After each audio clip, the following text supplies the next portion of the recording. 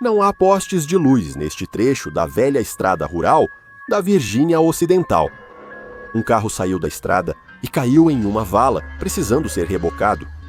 Esse motorista de guincho costuma atuar na região com serviços parecidos. Apesar de nunca ter passado por essa estrada, ele deve observar placas ou marcadores que indiquem a proximidade da curva.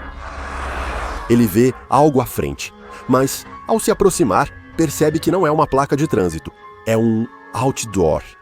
Ao passar, ele consegue distinguir as letras desgastadas anunciando uma lanchonete a 30 quilômetros adiante, que provavelmente está fechada há pelo menos tantos anos. Enquanto continua dirigindo, ele vê mais outdoors, dilapidados, anunciando outros negócios há muito tempo fechados, como postos de gasolina e oficinas mecânicas. Mas então ele vê um na estrada, diferente dos outros. Esse não parece velho, na verdade, parece bem novo. Ele dirige e se questiona se viu certo. Tudo o que dizia era "vá embora" várias vezes, seguido do nome de uma estrada. Isso é um convite ou aviso? Não estava claro qual negócio podia estar anunciando. Ele continua dirigindo, mas não consegue parar de pensar naquele letreiro estranho. Ele até sente vontade de dar a volta para olhar de novo, mas não precisa, porque ao fazer uma curva, há outro letreiro igual. Dessa vez, ele passa mais devagar para observar e confirma. Só repete, "vá embora" com o nome de uma estrada. Estrada Wagriwa, deve ser indígena ou algo assim. Ele não consegue parar de pensar no outdoor. O que isso quer dizer? O que está sendo anunciado? E por que há outro deles à frente dele? Ele para o caminhão no acostamento com os faróis na placa. Ele desce do caminhão e para diante do outdoor. É igual aos outros. "Vá embora", escrito várias vezes. Estrada Wagriwa. Agora ele vê que o fundo da placa é uma foto de árvores em um dia de inverno nublado. Ele também percebe, pela primeira vez, que há outra linha na parte de baixo. Encontre o que você está procurando. O que isso significa? Encontrar o que você está procurando na rua Wagriwa? Onde fica isso mesmo? Sem instruções, endereço ou telefone. Ele dá um passo para trás em relação à placa e olha para cima e para baixo na estrada escura. O que ele faz aqui na beira da estrada? Alguém preso numa vala o espera e ele observa um outdoor? Ele retorna ao caminhão, engata a marcha e parte. Descendo pela estrada rural entre árvores, seus pensamentos inevitavelmente voltam aos outdoors. Ir embora, mas encontrar o que você está procurando? Não faz sentido. Será que você deveria ir para a estrada Wagriwa? Quem colocou esses outdoors? E por que eles parecem tão novos? O resto parece de um negócio fechado há anos. O que eles estão tentando? Ele freia de repente e para no meio da estrada. Seus olhos focam à frente, mas os faróis não iluminam outro outdoor. Desta vez, é uma placa de trânsito desgastada. Estrada Wagriwa. Ele não resiste, precisa descobrir o fim da estrada. Ele precisa entender essas placas. O motorista preso pode esperar mais um pouco. Ele vira seu caminhão na estrada de cascalho estreita e dirige por algumas centenas de metros, seguindo por algumas curvas, enquanto ela serpenteia entre as árvores até terminar abruptamente. Não há nada aqui fora. Sem construções, sem placas, apenas o que parece ser uma trilha de terra, levando mais fundo para dentro da floresta. O motorista do caminhão de reboque desliga a ignição e a estrada fica escura. Ele pega uma lanterna debaixo do banco antes de sair do caminhão. Ele aponta a luz para a floresta ao redor, mas não há nada para ver. Não, espere, tem algo vindo pelo caminho, saindo das árvores. Phil, é você? A figura que saiu da floresta está falando com ele. Ele aponta sua lanterna para eles e eles levantam a mão para proteger os olhos da luz. Sharon, por que você está aqui fora? É Sharon, ex-esposa do motorista do guincho. Ele achava que ela tinha se mudado para o Colorado após casar de novo. Por que estaria aqui? E por que saía da floresta? Phil, venha, quero te mostrar algo. Ele hesita, mas percebe que caminha em direção à ex-esposa. Antes que ele a alcance, ela se vira e volta pela trilha para a floresta, e ele a segue. Ele caminha logo atrás dela, sua lanterna iluminando o caminho à frente deles. Ele ouve um farfalhar na floresta. Procura com a lanterna, mas não vê nada. Vamos, falta pouco, ela diz. Para onde vamos? O que significa só mais um pouco? O que você está procurando? A floresta de repente se abre e ele percebe que eles estão em uma clareira. Ela para e ele ao lado dela. Ele tenta falar, mas ela o silencia rapidamente. Fique quieto, eles estão chegando. O motorista do guincho observa ao redor, mas só enxerga o contorno fraco das árvores nesta noite sem lua. Então ele vê várias criaturas saindo da floresta para a clareira. São servos? Ele observa enquanto apenas alguns se aproximam dele no começo, mas então percebe que eles o cercaram completamente. Devem ser mais de 20. Desligue sua luz, ela diz para ele. Ele obedece e no escuro percebe algo especial nesses servos. Os olhos deles brilham com luz branca pálida. Um dos servos menores dá um passo à frente e se aproxima dele cautelosamente. Ele se agacha e estende a mão, mostrando que não quer fazer mal. O servo olha nervoso para trás, para um maior que acredita ser sua mãe. Ele faz um gesto de aprovação com a cabeça e o servo menor se aproxima. Ele vê claramente os belos olhos de Corsa, brilhando no escuro. Tudo certo, diz ele, e se inclina para fazer um carinho quando...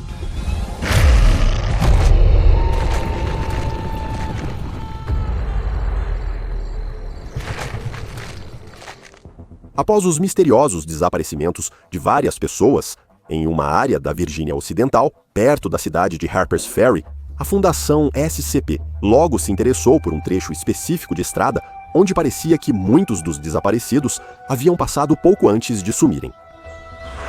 Agentes foram à área e logo detectaram altos níveis de energia taumatúrgica, com epicentro em um terreno privado. Registros locais mostraram que o terreno era de Ricardo Redkin. A equipe da fundação contatou o Sr. Redkin, fingindo serem agentes federais investigando um crime ocorrido em sua propriedade durante sua ausência. O Sr. Redkin cooperou alegremente com os agentes, explicando a eles que nunca havia presenciado nenhum evento anormal na propriedade enquanto morava lá, mas que já não residia no terreno há algum tempo. Ele afirmou não conhecer a estrada como Estrada Wagriwa e disse que, para ele, nunca teve nome oficial, sendo apenas a entrada de sua propriedade. Quando perguntado se conseguia se lembrar de mais alguma coisa anormal sobre o local, ele disse aos agentes que não, mas que sua filha havia escrito muitas histórias fictícias sobre acontecimentos estranhos no terreno, e talvez isso, de alguma forma, tenha se transformado em boatos e depois em lendas urbanas, embora isso tenha acontecido há muito tempo. Ao pedirem para ver a filha, ele disse que era impossível, pois ela se afogou anos antes no rio Shenandoah. Os agentes revisaram os registros locais e confirmaram que o Sr. Redkin dizia a verdade. Sua filha faleceu e seu corpo foi encontrado no rio. No entanto, o momento desse acidente foi bastante coincidente, já que ocorreu exatamente uma semana antes de ser registrado o primeiro desaparecimento na região. Percebendo rapidamente que havia algo de errado com esse pedaço de terra, a Fundação SCP autorizou a compra do Sr. Redkin, que ficou mais do que feliz em vender, e um posto de pesquisa foi construído para investigar mais a fundo os eventos anômalos que passaram a ser chamados coletivamente de SCP-4434. Enquanto exploravam a área, logo viram o que muitos já tinham visto: outdoors, estranhos, pedindo para fugir, e ao mesmo tempo ir até a estrada Wagriwa para encontrar-los o que buscava. As placas SCP-4434A foram encontradas em estradas da Virgínia Ocidental, Maryland e Virgínia, mas seus locais mudavam com frequência, aparecendo por curtos períodos antes de sumirem e reaparecerem em outro lugar. Curiosamente, ao tentar fotografar ou filmar as placas, as imagens só mostravam uma placa branca e vazia. A Fundação sabia que precisava investigar mais a fundo, e vários experimentos foram autorizados para descobrir exatamente o que estava acontecendo na Terra no final da estrada misteriosa. O funcionário classe D, D84021, recebeu um rádio e GPS no pescoço, tronco e coxa, e foi enviado pela estrada para relatar suas experiências. Porém, diferente dos desaparecidos, não viu o outdoor antes de entrar na área. O classe D foi até o fim da estrada e relatou o surgimento de uma criatura em uma trilha para a floresta. Logo ele exclamou que a criatura era um cachorro que ele costumava ter. Os pesquisadores ficaram confusos, pois o cachorro parecia morto há tempo, mas continuava parado diante deles. O classe D hesitou no início da missão, mas ao ver seu cachorro de infância, perdeu o medo e o seguiu para dentro da floresta. Após 90 segundos, o classe D informou ter chegado a uma clareira e sido cercado por cervos. Os relatos cessaram e foram substituídos por gritos, enquanto D84021 era atacado e aparentemente consumido pelos cervos. 2 dos 3 rastreadores GPS ficaram ativos por 40 minutos, enquanto pesquisadores do SCP acompanharam sua movimentação até o centro da clareira, onde entraram em um sumidouro ou caverna, seguindo lentamente um caminho sinuoso para baixo até perderem contato. Após o teste, pesquisadores da Fundação suspeitaram que a criatura SCP-4434-B mudava de forma para parecer confiável a quem entrasse na área 4434. Os servos mantinham sempre a aparência, e o grupo foi chamado de SCP-4434-C. Porém, os testes ainda não haviam terminado. No próximo teste, 2 classe D entraram no SCP-4434 para observar qual forma o 4434-B assumiria com mais de uma pessoa presente. Assim como antes, uma entidade surgiu da floresta, mas desta vez assumiu a forma de um jovem de terno que imediatamente se ofereceu para quitar todas as dívidas que os classe D tinham, além de apagar seus antecedentes criminais, libertando-os de sua vida como cobaias. Tudo o que eles precisariam fazer era segui-lo para dentro da floresta. Os agentes ordenaram que os classe D não seguissem o homem, mas foram ignorados. Os pesquisadores ouviram enquanto eles conversavam com SCP-434-B, demonstrando interesse em sua oferta. Logo entraram na floresta e, cerca de 2 minutos depois, também foram atacados e consumidos pelo SCP-4434-C.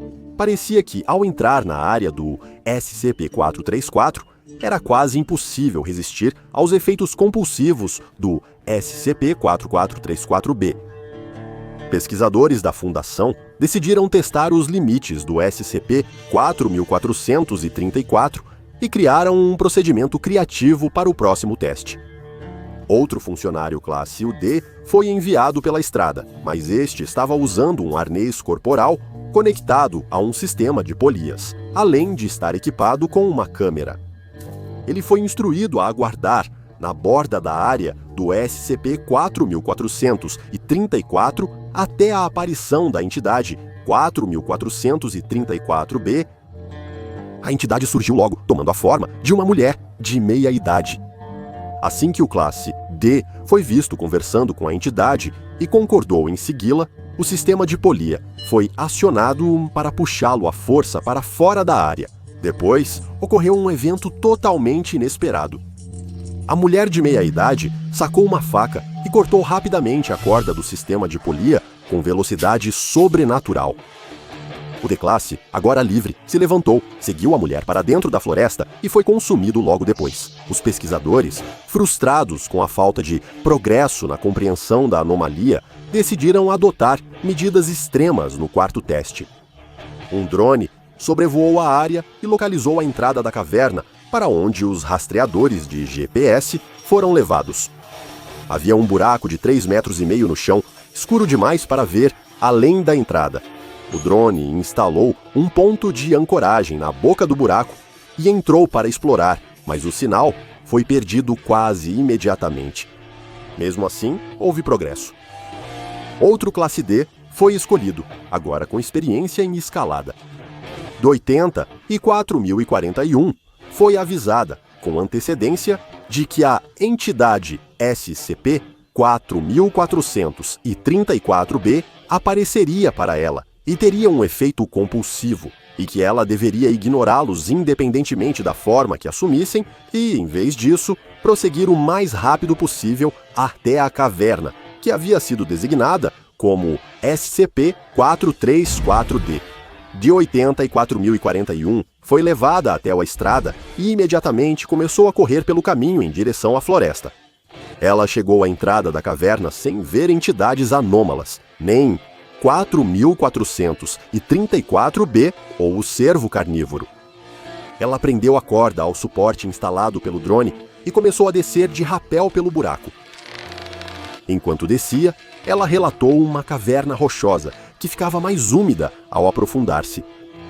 Surpreendentemente, ela logo chegou ao fundo e encontrou uma sala esférica de cerca de 8 metros de diâmetro. Mas isso não se parecia em nada com a entrada da caverna. O chão dessa sala não era feito de pedra ou terra. Era mais parecido com carne e parecia estar respirando. Também havia um papel dobrado, com algo escrito lá embaixo. O classe D foi instruído a pegar o papel, coletar uma amostra do chão da caverna e sair rapidamente, pois não havia como prever se SCP-4434 e B, C ou algo pior surgiria em breve. Após coletar a amostra, ela subiu para fora da caverna. Quando ela emergiu, ainda não havia sinais de nenhuma criatura anômala, mas ela rapidamente desceu a estrada e saiu da área do SCP-4434.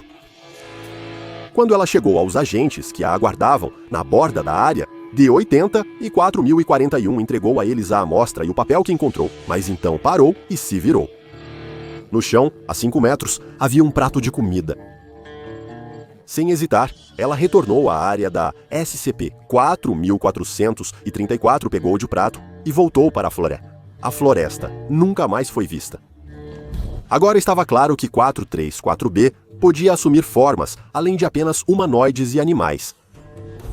Enquanto os objetos retirados da SCP-4434 eram analisados, Ricardo Hedkin, seu antigo dono, foi interrogado novamente pela Fundação. Perguntaram se ele esqueceu algo na entrevista anterior, e ele respondeu que havia algo que normalmente não comentava. Antes da morte da filha, além de gostar de escrever e criar histórias, ela ficou obcecada pelo ocultismo. Ao ser questionado sobre o papel achado no SCP-4434D, ele afirmou ser provável que ela o tenha escrito. A Fundação SCP entendeu por que havia tantas partículas taumatúrgicas na área, energia residual deixada por uma prática ritualística conhecida como magia ou bruxaria. O conteúdo do papel encontrado na caverna parece dar ainda mais peso à teoria de que sua filha pode ter estado envolvida em um ritual que levou à criação do SCP-4434, porque escrito na única página está um poema que diz: a floresta é um mar, o vento são as ondas e a água são as folhas. Os riachos tornam-se correntes subterrâneas, os pássaros tornam-se peixes e o coral encontra seu lar como fungo, o crescimento brota como eu desejo. O chão é a margem, me puxando pelos pés e arrastando para baixo, indo e voltando sem parar. Mergulhei além da luz, onde não conseguia respirar, e encontrei a natureza pronta para lutar. Sim, a floresta é um mar, mas eu a tornei mal o suficiente para caber só eu. A floresta é um mar, então algo vai acabar vindo me devorar. Porém, tudo ficou mais misterioso quando os pesquisadores da Fundação testaram o DNA da amostra tirada do fundo da caverna SCP-4434-D. Eles confirmaram que era uma substância semelhante à carne, com correspondência de 78,9%, como D80 e 4041 descreveu, com Melanocetus johnsoni. o famoso peixe pescador de águas profundas. Restava ainda uma última descoberta. Equipes linguísticas da Fundação analisaram o nome da estrada, dos outdoors do SCP-4434A, e concluíram que era semelhante à palavra tutelo, Vagriwa, que significa eu voltei. Volte, inscreva-se e ative as notificações para não perder anomalias como a SCP-054, a ninfa da água. Mais uma criatura estranha e possivelmente incompreendida enquanto exploramos os arquivos secretos da Fundação SCP.